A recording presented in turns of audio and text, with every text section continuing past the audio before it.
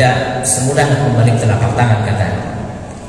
Tapi yang penting kita ada usaha, memberikan motivasi, memberikan wawasan sebagai acuan untuk memperbaiki diri kita sama-sama.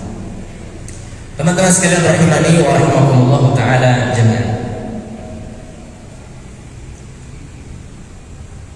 14 Februari. Wa ma adraka ma 14 Februari.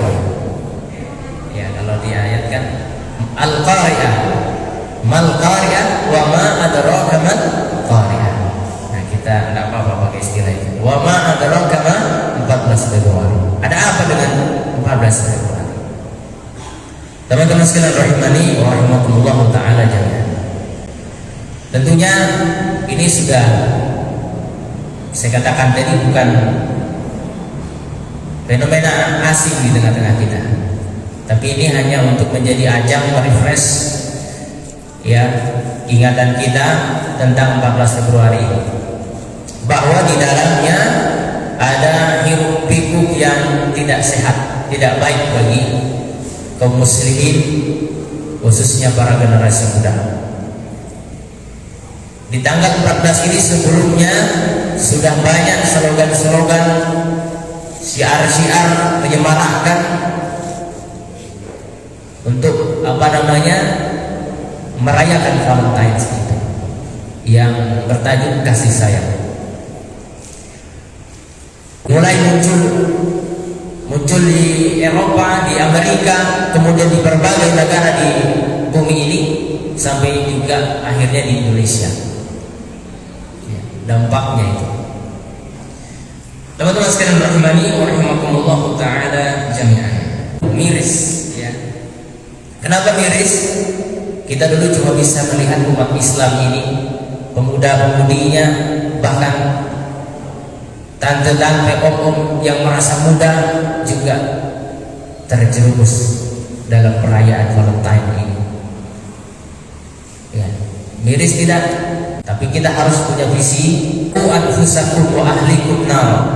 Peliharalah diri kalian dan keluarga kalian dari siksa api neraka. Perintah pertama memang kita harus menyelamatkan diri kita. Iya, agar kita tidak terjerumus ke dalam perayaan ini. Lalu misi kita bagaimana orang terdekat kita, saudara kita, teman-teman kita, dan seterusnya. Supaya kita lebih dalam, bisa mengetahuinya lebih dalam.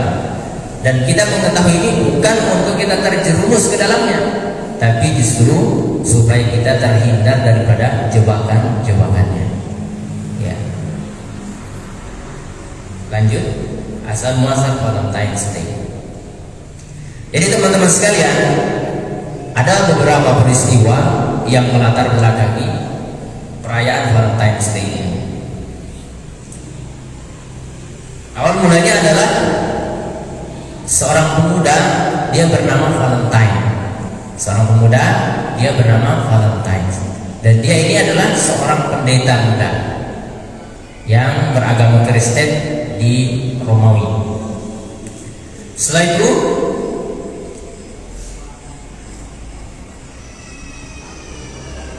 di Romawi itu ada Kaisar Claudius II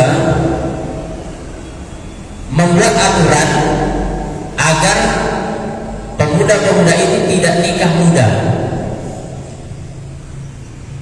karena dia ingin menjadikan pemuda-pemuda itu tentara.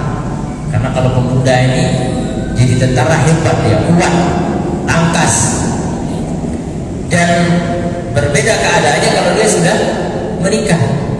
Wallahu a'lam, itu pengkajian dia ya. Katanya kalau sudah menikah laki-laki jadi lemah. Ya.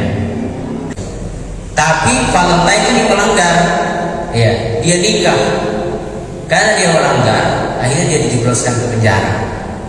Di penjara dia mengkampanyekan nikah muda. Akhirnya banyak orang-orang, anak-anak muda yang terpengaruh.